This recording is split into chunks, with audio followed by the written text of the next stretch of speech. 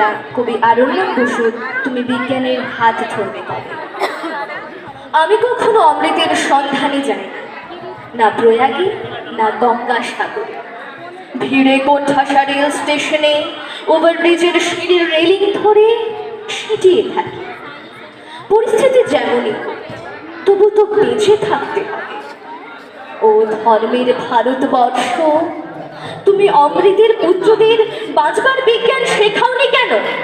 পুণ্য স্নান মুক্তি স্নানের আগে বা পরে যারা নামহীন ঠিকানাহীন লাশ হয়ে গেল, তাদের স্বজনের বুক ফাটা আর্তনাদ আমাকে আত্মহননে প্রলুব্ধ করে।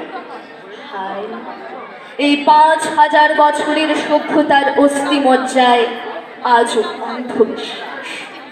এখনো এ দেশের নিরক্ষর থেকে উচ্চশিক্ষিত অমৃত কুম্ভের সন্ধানে গিয়ে হতমান লাশ ফেরে। ঘর ও ঘর, তুমি বেঁধে রাখতে পারোনি? ও বর্ণ পরিচয়, ও সহজ পাঠ, ও আর্যভট্ট স্যার, ও আচার্য জগদীশ চন্দ্র, আপনারা বোঝাতে পারেননি কেন? হায় ধর্ম, চোখের সামনে আমার স্বপ্নের ভারতবর্ষ লাশ হয়ে যাচ্ছে।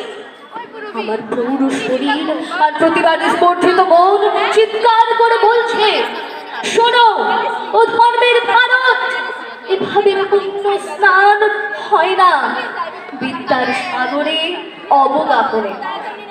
থামো, সর্বনাশের দিকে আর পা বাড়িও না, থামো।